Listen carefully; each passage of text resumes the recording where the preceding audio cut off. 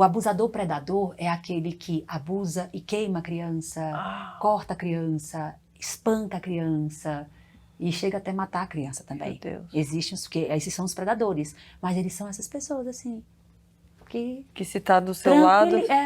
você entrega a sua vida para ele. Entende?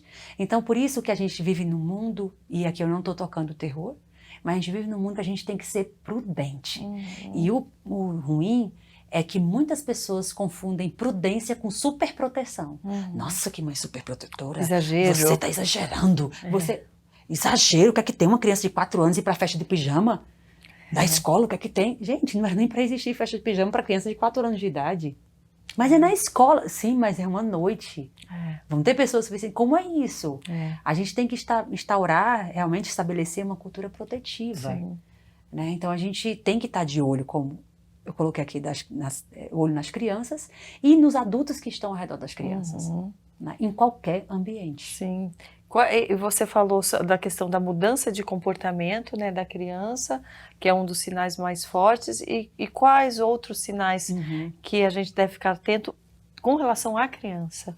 Olha, então vamos lá. Mudança repentina de comportamento. No sono, como eu falei, só para a gente resumir assim, para ficar tudo no lugarzinho só a resposta. No sono, na alimentação, interesse pelo que a criança gostava e agora ela não tem mais interesse. Outros sinais se referem aos comportamentos sexualizados, masturbação compulsiva, excesso de estimulação na genitália, como também, aparentemente não tem nada a ver, a criança passa a ter dificuldades motoras. Ela derruba as coisas, ela fica meio estabanada, como alguns falam. Ou cria alguns tiques. Tiques também. E aí a criança, ela... tanto no tique, para disso menina, né? Ou derruba as coisas, você não presta atenção em nada. É porque a criança muitas vezes fica pensando muito no abusador, naquela cena ela fica desconectada do mundo, e aí ela perde a atenção. Então, a perda da atenção, sentimento de culpa exacerbado, que a gente chama de culpa desproporcional. Aquela criança que derrubou um copo, ela, oi mãe, desculpa. Ai mamãe, desculpa, derrubei esse copo, meu Deus, eu sou muito desastrada, eu sou péssima, eu sou muito burra, eu sou uma merda, eu sou não sei o que, e a criança começa a se xingar, a se desvalorizar, a se menosprezar. É porque é assim que o abusador faz com ela, é assim que ela se sente. Ela fala, isso só acontece comigo porque eu quero, porque eu gosto, porque eu vou, porque ele me chama e eu não tenho coragem de contar pra ninguém.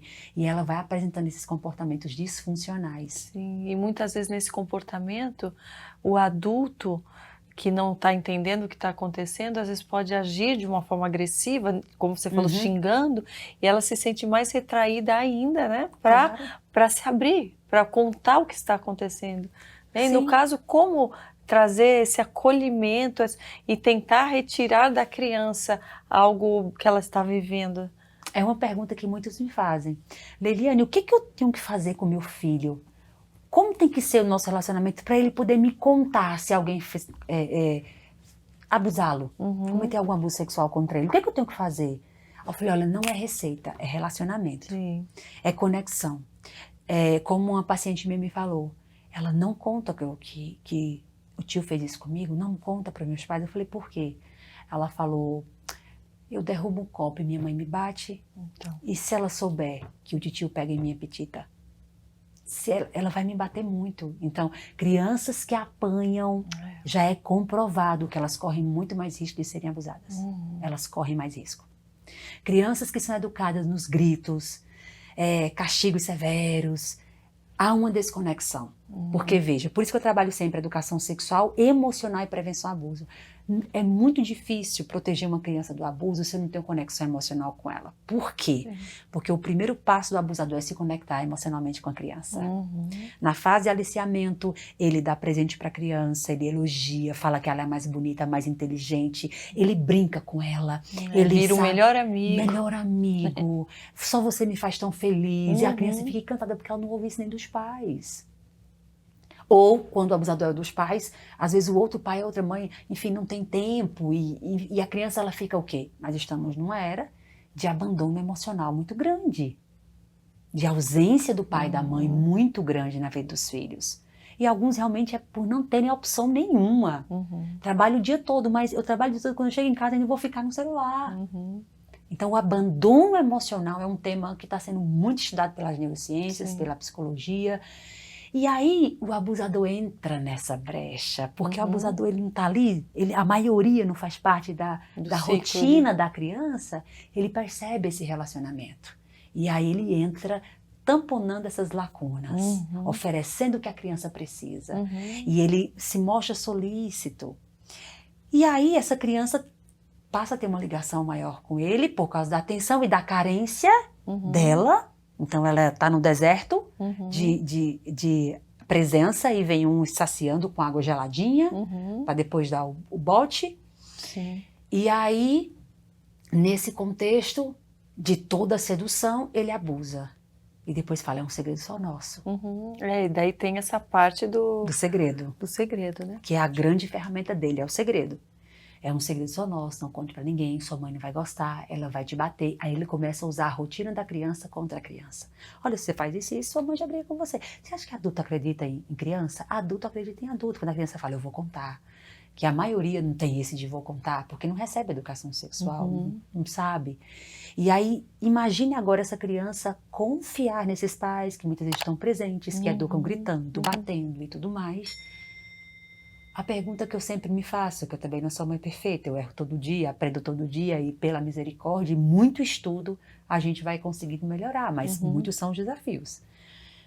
Em qual relacionamento que você consegue, de fato, confiar em quem grita em você, grita com você, bate em você, te ameaça, fala que vai te castigar? Você consegue estabelecer uma relação de confiança com essa pessoa? É claro que não. Como é que a Só gente acha? de medo, né? Como é que a gente acha que a criança consegue confiar na gente? Então, muitos não contam porque já tem uma relação de ausência dessa conexão emocional e de invalidação da fala e dos sentimentos da criança. Sim. Por isso que eu sempre falo para os pais, não chame seu filho de mentiroso. Mesmo que ele esteja mentindo. Filho, você está faltando com a verdade. Eu percebi que isso não é verdade. Vamos conversar mais. Você é mentiroso. Porque o abusador usa isso. Não só abusador, mas também amiguinhos que cometem bullying. E outras situações. Então, a falta de conexão emocional com os filhos os deixam muito vulneráveis a muitas violências, inclusive a sexual.